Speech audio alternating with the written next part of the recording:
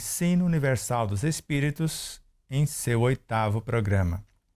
Hoje, como nós prometemos, vamos dar continuidade respondendo as perguntas. Sebastião, psicotrópicos para aliviar a dor lancinante de uma dor física é por compaixão. Para a dor crônica é necessário até para ter lucidez para trabalhar a questão moral. Paliativo necessário. Emmanuel, na obra Emmanuel, que nós colocamos em nosso livro, que a saúde humana nunca será ou nunca seria naquele momento o resultado de comprimidos, de anestésicos, de soros ou de uma alimentação artificialíssima. Teríamos que voltar os nossos olhos para uma terapêutica natural que reside em nós mesmos e na natureza que nos cercam. E a medicina do futuro, e olha que tem mais de meio século, teria que ser puramente espiritual. Compaixão, sim, enquanto a medicina não se torna puramente espiritual e enquanto os interessados não tomem consciência do potencial que possuem como espíritos imortais, do manancial de forças na sua consciência, na sua mente, no seu perispírito e no corpo, sendo que no corpo tem um médico e uma farmacopeia com recursos inesgotáveis, segundo Joana de Ângeles, às ordens da mente, que é um oceano de forças inesgotáveis também, e do perispírito por sua vez. Então, enquanto não tomamos consciência desse potencial, tanto o terapeuta quanto o paciente, é válido. Mas nós que já fomos usuários e nos tornamos dependentes desses psicotrópicos, que até certo ponto alivia o efeito, provocando vários efeitos colaterais, complicando para o futuro várias situações. Por exemplo, as 6 doses de Depaquene que eu tomei a cada dia durante um bom tempo, dilaceraram o meu fígado, petrificaram a minha vesícula.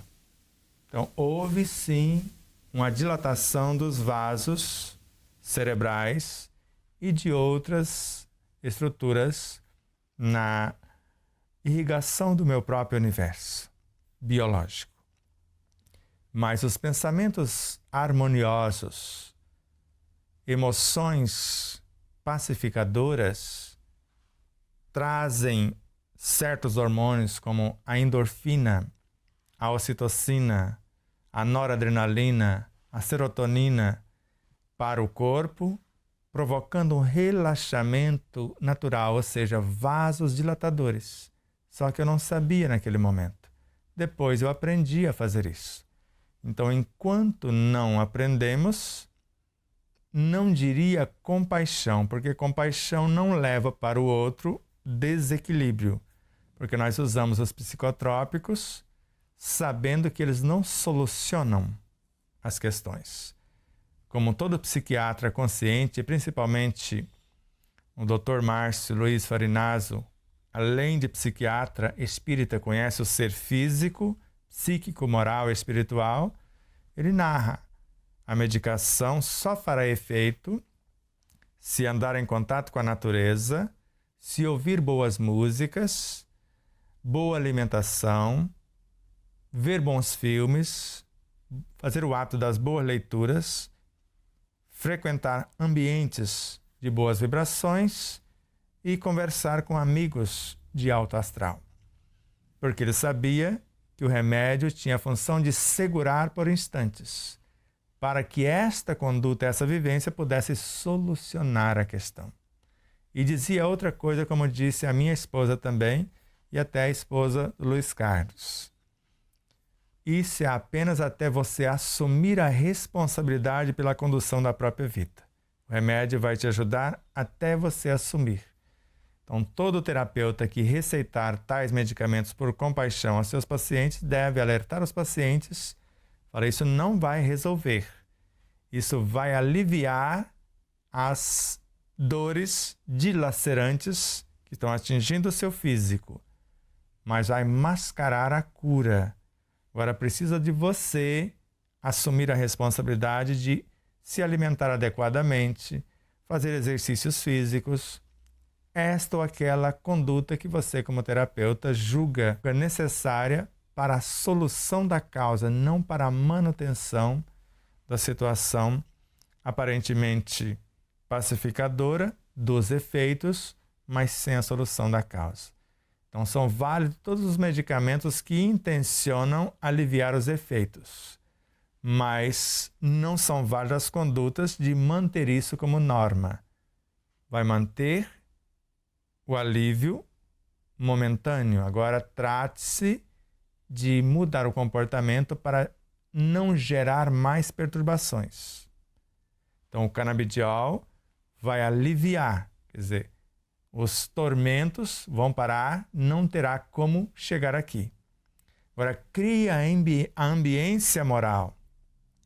Crie a ambiência necessária para a transformação desses elementos. Do contrário, você vai ficar a vida inteira sobre a ação dessas medicações e partir para outra vida com a mesma problemática. E não é essa a função da encarnação. Somos crianças no corpo, mas somos espíritos milenares. Trazemos as nossas perturbações de outrora, mas precisamos criar as condições para saná-las ou solucioná-las uma, a começar pelas mais simples até chegarmos às mais complexas, no dizer de Joana de Ângeles. Porque é bom a gente sempre lembrar, né, que você lembrou nós agora, que a criança é um espírito.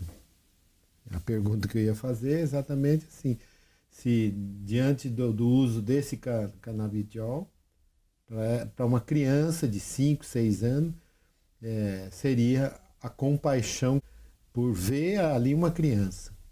O que você tem para falar isso daí? Exato, a compaixão diante da ignorância dos pais e do meio em si. Porque, veja só, um resultado prático que nós testificamos. João Nunes Maia, sua amada esposa, vivia num tormento aparentemente sem fim.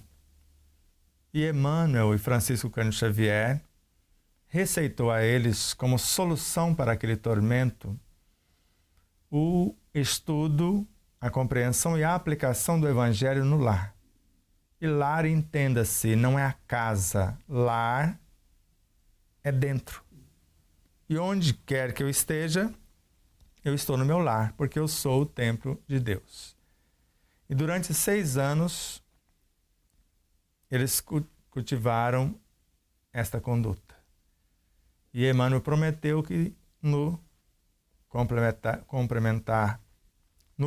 de 6 anos, eles teriam um presente, além do alívio consecutivo desde as primeiras atuações nesse processo, não o ritual somente. E foram aliviando, e no 6º ano, foram assaltados a joia mais cara, herança de família. Foram até Emmanuel e Chico, a explicação foi esta. 250 espíritos que traziam as perturbações pela presença em torno da joia, não em desejando maltratá-los como pessoas. 221 foram acolhidos, evangelizados, socorridos. E os 29 mais refratários, mais ferrenhos, o assaltante levou de presente para ele, para com certeza agora dar uma espetada nele, para que ele pudesse mudar, porque ele levou um verdadeiro tormento para a sua vida. Então, quando trazemos para a estrutura do lar o Evangelho do Cristo, o hábito da oração, da meditação, da visualização terapêutica, agora estamos trazendo a solução. Porque pregando o Evangelho do Reino e curando todas as doenças. É o que consta no item 35, no versículo 35 do capítulo 9 do Evangelho de Mateus. Pregar o Evangelho para os nossos órgãos que são vivos e educáveis está na mesma lição que Emmanuel usou esse versículo de Mateus, chamado Socorre a ti mesmo na obra Pão Nosso.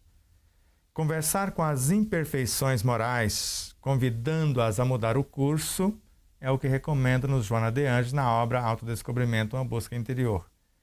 Envolver os órgãos em vibrações amorosas, convidando-os a que volte à normalidade, é a recomendação ainda da veneranda mentora.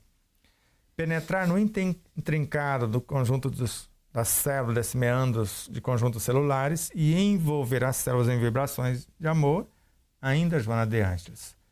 Conversar com a força mantenedora do corpo físico, o plasma, no interior dos microtúbulos. Essa força elemental. E, ao mesmo tempo, do perispírito, porque existe nos meridianos, nos nadis e nas estruturas celulares no perispírito, que são células, não são de carne, mas de energias, sim, conforme Joana de Ângeles. Então vamos dar a medicação, sim, agora não manter a pessoa na dependência da medicação. Falo canabidiol, artânio e esse ou aquele medicamento vai aliviar o efeito. É uma camisa de força psíquica, assim que chamamos no sentido literal. Agora, o que você vai fazer para ajudar? Bom, esse remédio aqui é um antitérmico. O ideal era que o seu sistema imunológico trabalhe auxiliado por você, respaldado por uma boa alimentação, a higiene, através do banho e etc., roupas limpinhas, para que o seu sistema imunológico resolva a situação e não seja paralisado com antitérmico que não vai resolver, vai apenas mascarar. Então nós temos que ter essa coerência orientando os pacientes de forma devida e não se vender como médicos para os laboratórios e apenas manter o paciente na dependência para ganhar o dinheiro do paciente e os laboratórios enriquecer cada vez mais. Então, se fizermos isso, laboratórios vão ter que mudar a conduta e produzir realmente medicação que a cada dia perturbe menos, como o caso da homeopatia, da fitoterapia e outros elementos nas terapêuticas alternativas, até chegarmos à meditação, às visualizações terapêuticas, à oração, o evangelho, a nossa transformação moral. Então vamos ter o paliativo como compaixão, mas compaixão de fato, mas não compaixão falsa, que nós vamos manter a situação sem solucioná-la. Com certeza, né? Tem que haver o esclarecimento, porque nós sabemos que os médicos, eles podem curar os pacientes numa boa conversa. Isso é o que Kardec recomendou. Se o médico soubesse o valor do magnetismo de suas palavras, ele curaria os pacientes com as palavras que têm o poder para interferir no físico, ou seja, no cronograma organizacional das células físicas e no moral de quem ouve. Ou seja, o moral pode ir desde o centro consciencial da personalidade ao âmago do ser. Vai depender desse médico espiritualizado e não mais apenas pela sede do ouro, como Emmanuel narra, agora com a sensibilidade de perceber a necessidade do seu semelhante e colocar o seu universo psicofísico, moral e espiritual a serviço do outro, orientando a partir do seu energismo, fruto das expressões de suas virtudes. E hoje nós estamos vendo muito médicos aí que já estão fazendo esse tipo de serviço, né?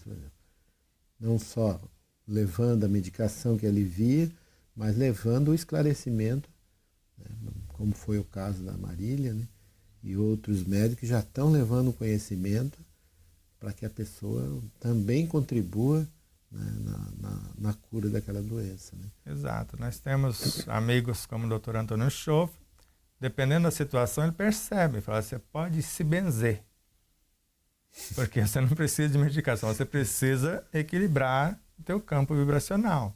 Estou percebendo que você está querendo apenas medicamento para solucionar uma coisa que não tem solução com medicação.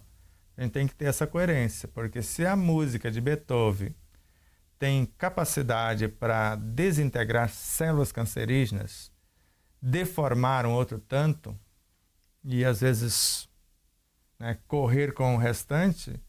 Então, boas músicas, boas leituras. Temos que ter essa coerência para que a gente possa, de fato, auxiliar o paciente, como faz o Dr. Sérgio Filipe de Oliveira, que tem em cima a clínica alopática, embaixo a clínica espiritual. Então, se a doença é espiritual e, ao mesmo tempo, dilacerando o físico, pode ter algo físico, mas algo espiritual. Pode ser algo só físico ou pode ser algo só espiritual. E assim como o Dr. Décio e Andoli e outros tantos missionários do Cristo, que já têm esta visão holística do tratamento espiritual, físico, psíquico, moral. Mas ainda no contexto das doenças mentais, a família é fundamental. Mas é necessário o querer desta alma. Uma pergunta. Mas é necessário o querer dessa alma? Só a vontade da família e a alimentação, sem a mudança moral da alma, resolve a questão kármica? Mahatma Gandhi, sozinho, conseguiu pacificar mais de 800 milhões de indianos e paquistaneses após pacificar-se. Então, uma família pacificada, entendendo que a problemática não é só de um, mas do contexto. Então, além da alimentação, da roupa, do energismo, e esse ser necessitado vai ser acordado pela energia desses que estão despertos. Porque ninguém resiste o toque do verdadeiro amor. O ser mais perverso, mais refratário, mais incrédulo, cede mesmo a contragosto. Então, a família equilibrada, a família em harmonia e espiritualizada vai acordar esse ser, queira ele ou não. Porque a vibração constante, amorosa, generosa, perseverante, conforme Leon Denis, o ser vai ceder cedo ou tarde, porque a água mole em pedra dura, tanto bate até que fura, e a oração, as boas vibrações, a alimentação consciente, a roupa que a gente prepara para esses seres, não tem como, porque vai ser bombardeado de tantas formas, pela oração direcionada, pela alimentação bem confeccionada e estruturada, por leituras que nós vamos fazer, como se fosse falando encostado, que a gente costuma falar, eu estou fazendo a leitura aqui e o outro está aqui, mas está atingindo o outro com as vibrações, com as boas músicas e outras tantas situações que nós podemos criar para que ele acorde, porque não tem como. Ou do contrário, Allan Kardec anotou algo equivocado no Evangelho segundo o Espiritismo. Porque ele narra no capítulo 11 qual o pensamento, qual o sentimento, qual o coração suficientemente perverso que não sentirá, que não cederá ao doce contato da caridade, que é um processo de autoiluminação e, ao mesmo tempo, de motivação para que o outro se ilumine. E, ao mesmo tempo, no início do item 8, que começa o capítulo 11, quem ama em profundidade os seus irmãos em sofrimento, o que ama não sente nem as dores do corpo, nem as dores da alma. E se ama nesse estágio, o outro acorda ou cede mesmo a contragosto ao toque desse verdadeiro amor, conforme consta nesse capítulo.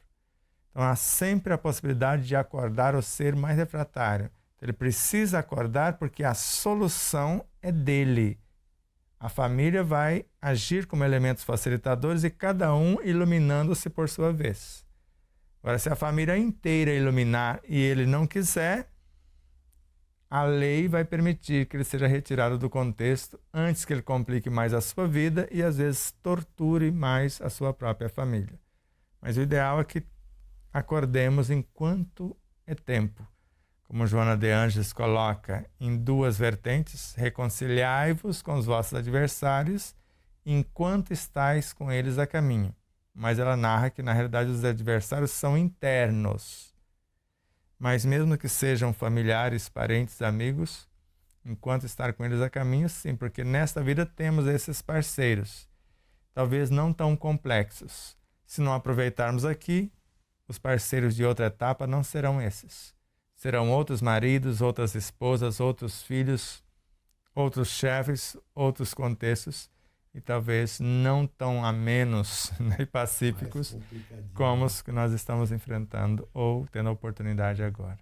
As casas espíritas poderiam auxiliar melhor neste autoconhecimento do inconsciente no atendimento fraterno?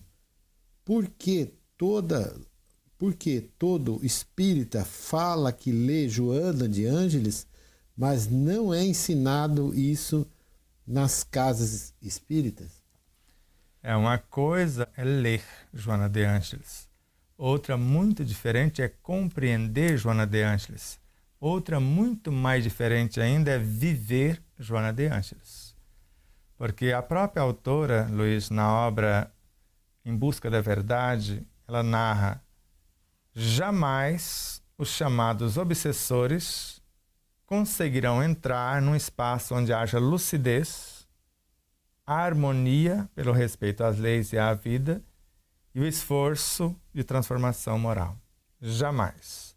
E às vezes isso não é ensinado na casa espírita. Aí ficamos com as reuniões mediúnicas que não resolvem coisa alguma se os componentes da reunião não modificarem o seu comportamento e, principalmente, o chamado obsediado não alterar o seu. Porque, para Allan Kardec, pior do que os obsessores são as nossas más inclinações. E ele percebe que reunião mediúnica que não mude os componentes e obsediados que não mudam seus comportamentos, vamos ficar sempre trocando 6 por meia dúzia. Porque nós podemos até convencer um espírito que está naquela frequência a deixar aquele ambiente, aquele espaço. Mas se o ambiente ou o espaço não mudar a frequência, outros do mesmo naipe virão. Por isso que a função da casa espírita é a escola. Escola que estuda o espiritismo como uma doutrina que nos ilumina pelo conhecimento que nos traz. Nos esclarece através da experimentação que nós chamamos de ciência experimental, para que nós possamos nos libertar através da aplicação dos conhecimentos em nós. Nesse sentido, a água magnetizada alivia, mas Allan Kardec não ensina apenas a magnetizar a água desse copo, dessa caneca. Ensina-nos a magnetizar a água do corpo inteiro na obra O Livro dos Médiuns. Allan Kardec não nos ensina apenas a receber a energia do outro, ensina-nos a criar os átomos, transformá-los em alimentos ou em medicamentos. Ensina-nos na obra A Gênese a interagir com os fluidos, assim como no Evangelho segundo o Espiritismo, transformá-los em moléculas saudáveis e consertar a nossa própria problemática perispirítica e física. Então, quando entendermos que a casa espírita é uma escola e no atendimento fraterno, eu que já estudei as obras, que já compreendi e já vivencio, pelo menos em parte, é que devo estar à frente desse atendimento fraterno. Eu já me auto-atendi, estou mais ou menos pacífico, agora eu vou passar forças pacificadoras para esses seres que buscam assistência, para que com essas palavras coroadas pelos meus valores morais, porque eu estou enriquecendo os fluidos com as minhas virtudes, e agora com as palavras que vão levar o meu magnetismo para interferir no físico e no moral de quem ouve, com esses valores virtuosos que vou transformar esses fluidos para a pacificação desses seres, para que, em conhecendo a minha essência consciencial, o meu superconsciente, eu tenha condição de ser pelo menos o médium do superconsciente de quem busca o auxílio, para que eu possa orientá-lo com as suas próprias informações, porque é o que se faz num atendimento fraterno, ou estar em perfeita ressonância com a espiritualidade, pelo estudo e conhecimento de causa, como recomenda Allan Kardec no Livro dos Médiuns, e ao mesmo tempo, pelo meu esforço de transformação, para que eu tenha uma boa direção da minha mediunidade e das companhias, para que aquilo que eu não encontrar em mim e não encontrar na consciência do outro, eu possa encontrar na consciência através das inspirações desses amigos espirituais para solucionar a questão ou pelo menos pacificar tais situações. Então a casa espírita, antes de tudo, é um lar que nos acolhe. é uma universidade que nos ensina e nos capacita.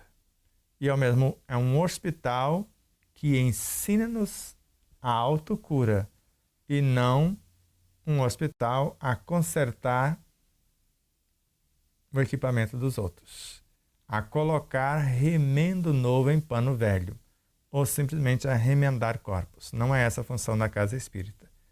A função da casa espírita é ensinar a cada um a orar, a magnetizar a sua própria água, a estudar, compreender e aplicar o Evangelho no seu lar íntimo, no seu lar casa, e aprender a conduzir a sua própria vida ou andar com as próprias luzes. Porque o ensinamento é universal, qualquer um, letrado ou não, cristão ou não, tenha ou não a crença, pode receber esses ensinos, conforme consta no Evangelho segundo o Espiritismo. Porque nas casas espíritas, quando tem os dias do estudo, são bem poucos frequentados. Tem uma casa amiga nossa aqui, que o presidente forçou com que os participantes da reunião mediúnica frequentassem a reunião de estudo. E viu, né, a reunião esvaziando, porque aqueles que faziam parte da reunião mediúnica não queriam estudar, queriam manter aquela situação. E que é o fenômeno. Aí quer que um espírito venha dizer o que faremos da nossa vida, e sendo que no Evangelho segundo o Espiritismo narra que a fé é um sentimento que nasce com o homem. É a consciência que ele tem da sua destinação futura. Então, se ele já nasce com a consciência da sua destinação futura, para que ele precisa de espírito para direcioná-lo? Ele precisa de médiuns que não são afeitos ao estudo, manifestando espíritos que às vezes são o que nós chamamos de senhores personalidade, manifestando os seus próprios conteúdos, querendo dar lição de moral àquelas criaturas. Então precisamos repensar o que é espiritismo, como ensino universal dos espíritos, e o que é estudo, compreensão e vivência desse espiritismo, para que transformemos a nossa própria individualidade, a nossa própria personalidade, a alma que somos, num foco exemplificador das boas condutas, e se olhar para nós, verá que nós estamos pacíficos, estamos serenos, estamos harmônicos, estamos felizes. Agora, se isso não está acontecendo conosco, faça o que eu digo, mas não faça o que eu faço. Por isso que diante do passe, muitas vezes, aquele que impõe a mão, muitas das vezes não está doando, né? Quase que na maioria das vezes, para quem não gosta de estudar. Porque Allan Kardec foi muito claro na Revista Espírita, e depois também está grafado em obras póstumas. No passe existe uma lei: doa quem tem mais. E não quer dizer que quem está sentado está recebendo e quem está em pé, impondo as mãos, esteja aplicando o passe. Agora, quando estudamos Allan Kardec a partir do Livro dos Médiuns, estudamos a obra A Gênese, o Evangelho segundo o Espiritismo, a obra Céu e Inferno, a começar pelo Livro dos Espíritos, e depois as obras sequentes, como a Revista Espírita, e principalmente depois indo, pelo menos em André Luiz, nos Domínios da Mediunidade, no capítulo 17, o trabalho de passe, e vendo a seriedade daqueles dois jovens, o estudo, o recolhimento, a responsabilidade, a frequência, então como eles faziam, aí a gente entende o porquê é necessário estudar para saber o que fazemos, para não comprometer-nos mais do que já estamos comprometidos. E a criatura que levar pelo menos algumas forças e estímulos do nosso universo, perceberão que estão levando de fato valores que foram nobremente vivenciados, lucidamente, né, qualificados, e elas talvez nem precisem voltar àquela casa. Porque a casa espírita, assim como o Evangelho, é semelhante a uma árvore frondosa que talvez o viandante, ele só precisa descansar um pouco, refazer as suas energias e seguir a sua marcha. Continuidade. E eu vou lembrar aqui, né, o caso que o Raul conta, né, e o presidente da casa estava todo cheio de glória, falando: tá vendo aqui, aqui é a avó, essa aqui é a mãe e essa aqui é a neta. Todas elas estão sendo assistidas ainda por nós. Aí o Raul falou: há um equívoco então no tratamento que você está fazendo em sua casa, reveja. Porque se a avó estava doente, a mãe já deveria estar buscando harmonia e a neta já deveria estar trabalhando na sua casa. Então eu queria que você comentasse um pouquinho sobre esse assunto. Tanto Raul fala alguma coisa, Divaldo também narra situação semelhante. Então, acolher a avó, libertar a filha para que a neta já nascesse livre é uma coisa. Por isso que Emmanuel, na obra Luz no Caminho, na lição Dever e Caridade, é muito claro naquele roteiro magnífico de comportamento. Dar o pão a quem tem fome é um dever. Agora, vestir o nu com novas ideias, à luz do exemplo pessoal, isso é caridade. Dar o pano, aquilo que sobra do nosso armário, é um dever. Agora, dar as possibilidades do ganho. Caridade é um processo de auto-iluminação, segundo Joana de Ângeles, auto-sublimação, segundo Emmanuel, sublimação da personalidade, conforme Kardec. Então, é uma mudança pessoal, onde eu estou salvando-me das perturbações que dilaceram a minha própria alma. Agora, caridade para com o outro é libertar o outro da dependência. Eu posso aplicar um passe, isso é um dever moral. Tendo valores e conhecimento para enriquecer os fluidos e saber o que eu estou fazendo. Agora, caridade para com o outro é esclarecer o que ele tem, um médico interno no teu corpo físico, uma farmacopeia com recursos inesgotáveis, tem uma fonte permanente de energia no seu perispírito, tem uma fonte inesgotável e inestancável na tua mente, e o espírito, que é a sua consciência, sabe o que fazer, como fazer e quando realizar. Essas informações são de Joana de Ângeles, de Emmanuel e de vários outros luminares como André Luiz, etc. É isso aí. Então, como fazer agora para que esse esclarecimento, que já é um conteúdo que não é novo, possa chegar a essas casas? Esse é fácil. É um dos processos que estamos fazendo, é o que nós estamos fazendo agora.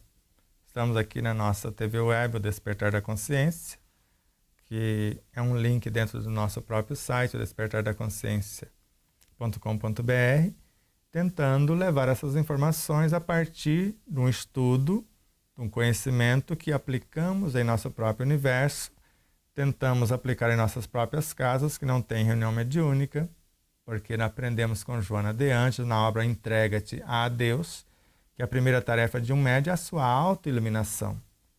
E através das tarefas mais modestas, que a soberba e a vaidade rejeitam, mantém-se o intercâmbio. Para recebermos as diretrizes inspirativas da espiritualidade e as intuitivas da própria consciência, para que no atendimento fraterno pudéssemos orientar tanto desencarnado quanto encarnados também. E agora, se ficarmos na dependência de manifestações fenomênicas, e se no meio da rua necessitarmos da informação? Vamos esperar o dia da reunião para o Espírito manifestar? Ou ali mesmo eu tenho um intercâmbio, eu consulto a minha consciência, consulto a consciência do assistido, consulto os espíritos amigos que eu fiz jus de merecer a sua frequência e ressonância? Então é ali que eu preciso. Por isso que as reuniões mediúnicas nesses moldes estão com dias contados. E pode alguém espernear sendo dono da casa espírita, sendo dirigente, porque Kardec levou isso a efeito. Kardec, a partir de 1859, praticamente já não tinha mais reunião mediúnica no sentido de manifestar espíritos, mas sim manifestar a própria consciência. Encontrou em 1862 grupos que não tinham mais a mediunidade ostensiva, não tinha mais comunicação direta com os espíritos. E esses grupos que ele encontrou foi motivo para ele de grande satisfação, conforme Ivone do Amaral Pereira narra na obra Ivone, a Média Iluminada. Então, se foi motivo de grande satisfação, porque em 1859 ele tinha trazido a informação que a era da curiosidade do fenômeno já havia passado. O da filosofia havia chegado, que era do estudo profundo para compreender as forças e as leis, e a da moral estava chegando, que em 1862 ele já encontrou grupos, que a intenção daqueles grupos era vivenciar a caridade no seu processo de iluminação pessoal. Então isso é um fato com Kardec. Agora, se a pessoa esse dirigente, esse dono da casa espírita não estuda Kardec, precisa rever os seus conceitos. Porque tudo que nós estudamos no Instituto Despertar da Consciência, no programa Despertar da Consciência, é o Espiritismo. Eu só conheço nesta vida o ensino universal dos Espíritos. Mas conheço com o próprio Kardec que ele não começou com Kardec. É uma doutrina eterna que eu posso buscar recuando no tempo, posso avançar no tempo, que eu vou enxergar nesses elementos que fazem parte de uma lei. Porque para Allan Kardec o Espiritismo é uma lei da natureza. Ele está no espaço, ele está no ar, ele está em qualquer frequência da própria natureza. Então, estudar Espiritismo, compreendê-lo e aplicá-lo é visando a iluminação e libertação consciencial. Não começou com ele, nem tampouco acabou Muito com ele. menos terminou. Ler de tudo. Os prós e os contras, não ficar limitado nem a um único sistema, nem a um único autor. E conforme Leon Denis cumprimenta, Espiritismo é para mentes livres, que busca em todos os segmentos filosóficos, científicos, religiosos, algo que venha acrescentar algo e alargar o pensamento do próprio Allan Kardec. E ele ainda comentou que até as situações contra deveria ter nas bibliotecas para que a pessoa pudesse ter acesso e estudar diante dessa proposta que era contra a própria proposta espírita. Né? Exato. E Kardec não só recomendou a obra de número 32, como montar uma biblioteca racional, onde poderíamos ter os prós e os contras e não ficar limitado nem a um único sistema nem a um único autor. Agora vemos em casas que proíbe Ramatiz, outras proíbe Miramês, outras proíbe Robinson Pinheiro, outras... O Espiritismo não é doutrina de proibição, é doutrina de estudo, de lógica, de bom senso, de raciocínio, onde eu tenho o direito de pensar, de raciocinar, de duvidar, de indagar. Agora, se eu proíbo alguma coisa, eu não estou falando de Espiritismo. Agora, nós temos que estudar em primeiro lugar o alicerce, que nós chamamos de codificação, o que é o Livro dos Espíritos. Agora, para compreender o que foi estudado no Livro dos Espíritos, agora a sequência, a Gênese, para compreender melhor a primeira parte, o Livro dos Médiuns, para compreender melhor a segunda parte, o Evangelho segundo o Espiritismo, para entender mais amplamente a terceira parte, a obra O Céu e o Inferno, a quarta parte. Allan Kardec não parou aí. A Revista Espírita é o maior laboratório para a compreensão e expansão do pensamento do emérito organizador desta pauta de estudo. E, ao mesmo tempo, Leon Denis, Camille Flammarion, Gabriel Delane, Ernesto Bozano, Alexandre Akizakov, Ebbe Sajan, Gustave Gelei e tantos outros luminares que deram continuidade e que ombrearam com Kardec e depois seguiram até chegar nos dias atuais com Emmanuel, com André Luiz, com Joana de Angelis, com Marco Prisco, com vários outros luminares como Bezerra de Menezes, como Eurípides Barçanufo e tantos outros como Hamed e Dr. Hans e tantos outros luminares que estão aí trazendo compreensão a cada passo do estudo dessas obras que trouxeram à tona alguns fragmentos para aquele momento. Porque Kardec chega à conclusão que o Espiritismo não existia por completo em parte alguma, mas existia em todas as partes, em todos os processos filosóficos, científicos e religiosos, que haveria em tudo germes de grandes verdades. E o que ele começou e espera que continuemos é esse estudo, ter esse olhar sem preconceitos e analisar todos os segmentos, porque Leon Denis mostra isso muito de maneira magnífica na obra O Problema do Ser, do Destino e da Dor, que o Espiritismo é algo que abraça todas as outras crenças filosóficas, científicas e religiosas numa compreensão mais vasta. Cria um ambiente onde não haja cerca nem cerceamentos, não haja preconceitos nem julgamentos, mas sim um estudo que vise o bem do conjunto, conforme na obra O Céu e o Inferno ficou muito bem exarado.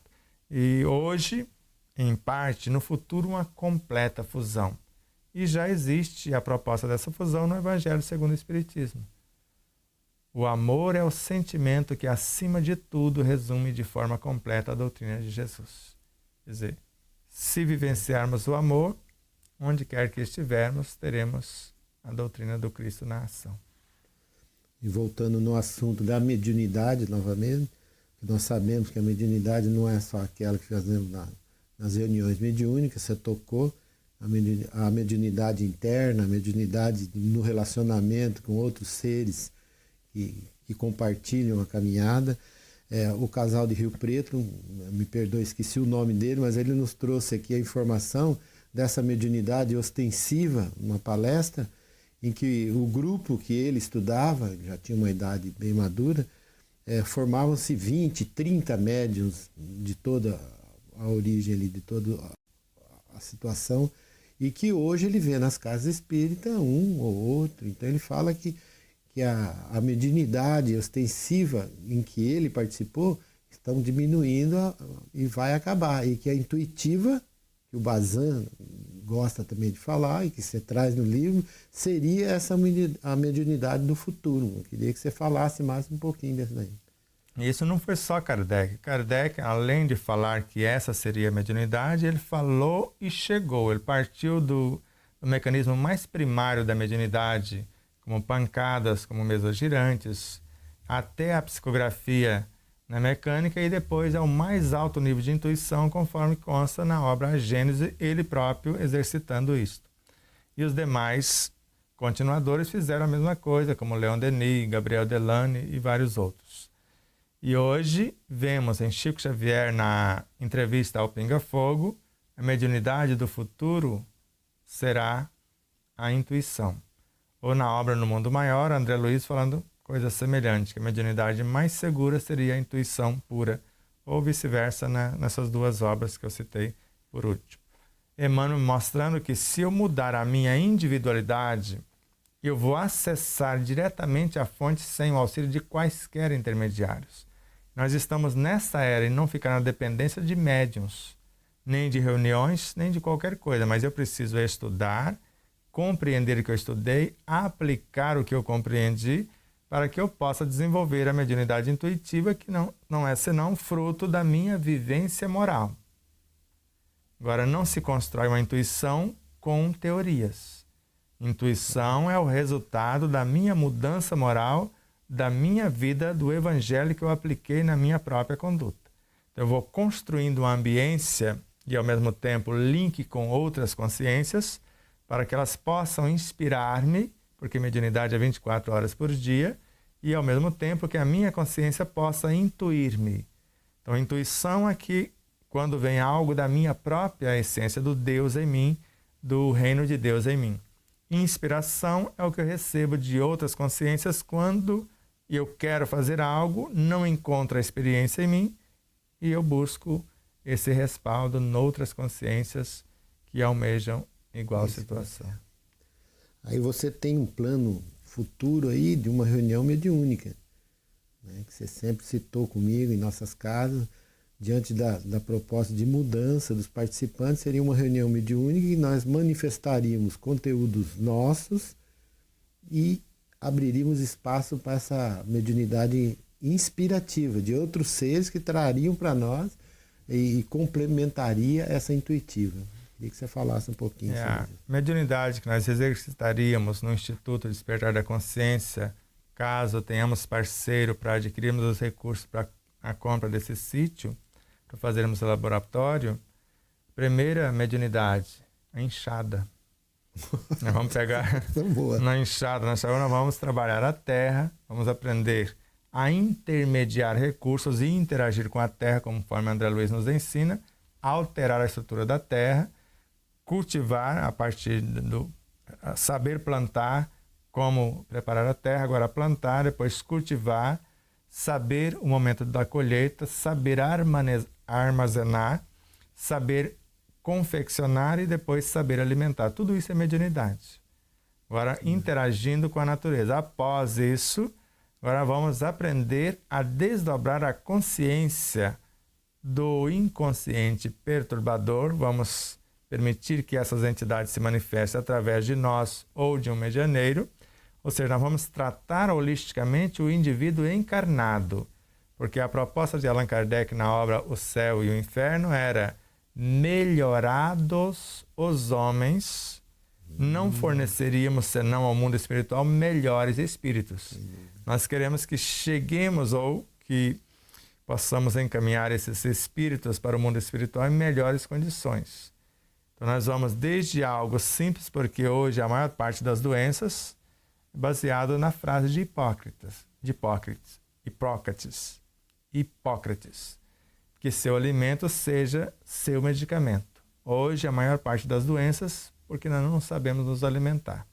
Então, feito isso, sabendo alimentar o corpo físico, o corpo perispiritual, o corpo mental, as emoções, o ser moral, espiritual e tal, agora vamos, como instrumentos que sabem conduzir-se por si mesmos, sabem receber uma inspiração e ao mesmo tempo a intuição, agora vamos nos servir, ou vamos nos capacitar e servir de instrumentos àqueles que buscam esse alívio de suas dores a partir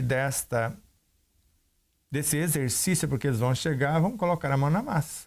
Quem quiser assistência, primeiro vai aprender a arar a terra, vai aprender a plantar, a cultivar, etc., fazer todas as etapas. Se a pessoa passar por isso sem lamentação, sem queixumes, agora ele tem o direito de ver a sua consciência desdobrada, a conhecer a si próprio, estudar a anatomia, a fisiologia do espírito e agora ter medianeiros conscientes para servir de instrumentos para manifestar os seus próprios desequilíbrios, para que haja esse alívio e uma orientação adequada dos seus próprios conteúdos inconscientes e às vezes até de conteúdos subconscientes e a abertura para a manifestação do conteúdo superconsciente, tudo isso intencionando pacificar e iluminar os seus conscientes. Então a intenção seria essa. Se conseguirmos essas empresas parceiras, porque nós queremos construir um laboratório onde vamos trabalhar e respeitar a vida em todas as suas frequências. Então, que ele tenha como processo de sustentação a energia solar, no sentido de energia elétrica. Canalização da água da chuva, da água da torneira, da pia e tal.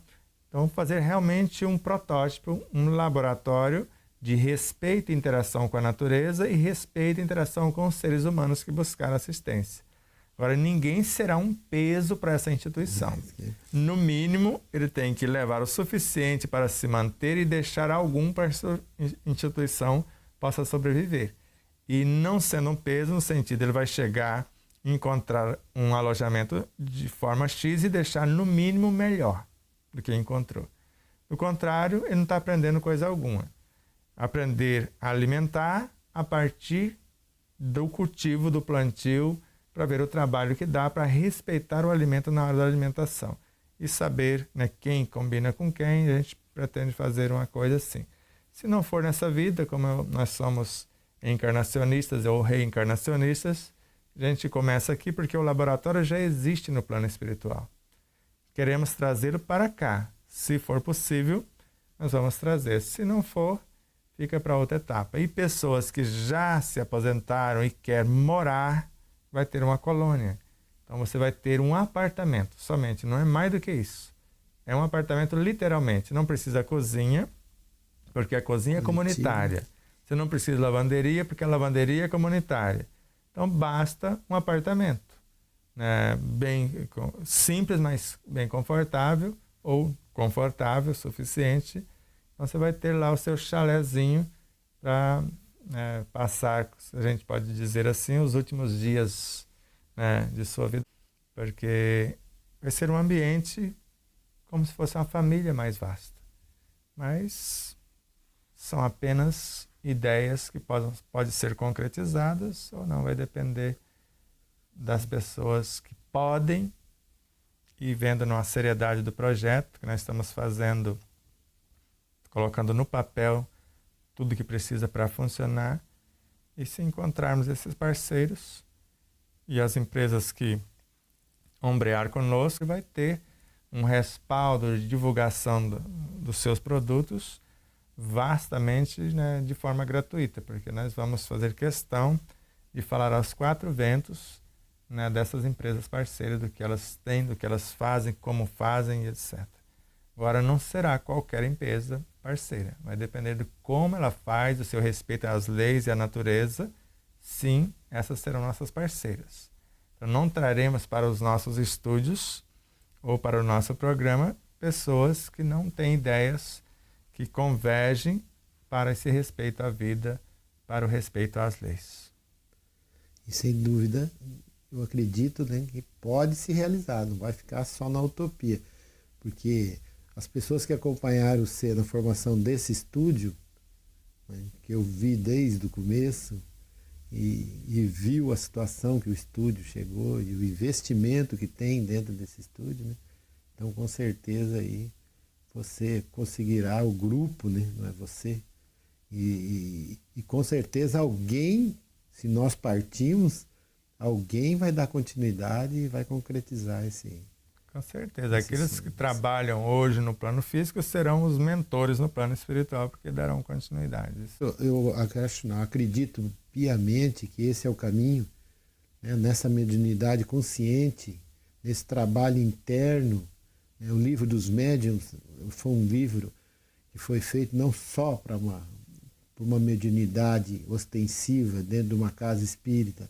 Há pessoas ainda que veem o livro dos médiuns diante de uma pergunta que eu fiz numa reunião, num seminário, e essa pessoa falou, não, o livro dos médiuns foi criado por haver as reuniões mediúnicas. Então, ele ainda não alcançou que mediunidade é tudo. Por isso que todo mundo tem algo de mediunidade, porque a mediunidade é nos relacionamentos, nessa mediunidade interna, nos relacionamentos com o que eu como, com o que eu respiro, com o que eu vejo, com o que eu sinto, com o próprio sol. Então, isso tudo é mediunidade. Então, eu seguiria para fechar. Quem assim fala não estudou nem o livro dos médiuns, porque Kardec é muito claro no livro dos médiuns, quando ele narra que 2 coisas dariam norte à nossa mediunidade, sem falar de reunião mediúnica: conhecimento de causa e valores morais. Porque ele entendia que onde quer que estivermos, porque ele foi o próprio exemplo disso, onde quer que estivéssemos, não deixaríamos de ser médiums. E hoje, né, como Joana de Anjos, como eu disse, que a primeira tarefa de um médium seria a sua autoiluminação. Ela não falou de reunião mediúnica em nenhum momento. Então, quando nós vemos alguns espíritas, não espíritos, dizer espiritismo com espíritos, mas tudo é espírito. Agora, espiritismo sem espíritos não existe. Porque a Casa Espírita, Allan Kardec, Revista Espírita, 1868, primeiro artigo no mês de novembro, numa reunião de estudos, Kardec. Nós já estamos nos assistindo entre si, encarnados e encarnados, assistindo espíritos mais necessitados. Não está tendo reunião mediúnica, mas é espiritismo com espíritos, porque nós estamos assistindo nos estudos desencarnados e, simultaneamente, sendo assistido por seres mais iluminados. E ele não falou de reunião mediúnica. Isso está no próprio Kardec. Agora, quem não estuda Kardec vai ficar no fenômeno. Porque quem não estudou, pelo menos a obra Viagem Espírita de 1862, já dançou. Porque nesta obra ele chega à conclusão, por enxergar nesses grupos que não tinha mediunidade ostensiva, nem a comunicação direta com os espíritos, o protótipo perfeito para a continuidade de sua obra. E chega à conclusão que a caridade é a sublimação do indivíduo que está encarnado. Quer dizer, a iluminação desse indivíduo. Então, ali a gente já percebe o andar da carruagem com o próprio Kardec. Agora, se eu não estudo Kardec, é outra coisa. Se eu quero me apegar a fenômeno, eu estou falando de mediunismo. Eu estou falando de espiritualismo, mas não estou falando do espiritualismo moderno, que é o espiritismo, e não estou falando de mediunidade à luz da doutrina dos espíritos. Porque eu sou médium 24 horas por dia e eu não devo esquecer disso. Agora, ser médium só na casa espírita, manifestando espíritos, que mérito eu tenho? O mérito é de quem está usando o meu equipamento e fazendo a obra. Divaldo sabe disso, Chico sabe disso, e todos os livros que foram psicografados por eles, o mérito é dos espíritos. Agora, toda a obra de transformação que Divaldo fez na vida pessoal dele e Chico fez na dele, esta obra é mérito dos dois. Paulo de Tarso também. Se eu falar a língua dos homens, se eu tiver a fé a ponto de transportar montanhas, se eu dominar todas as ciências e falar até a língua dos anjos e não me faltar amor, porque se me faltar transformação no ato, nada adianta. Eu posso doar tudo, cesta básica, sopa, isso ou aquilo. Se isso não me transforma na ação, isso de nada adianta. Então esse é o espiritismo com espíritos em todas as suas ações.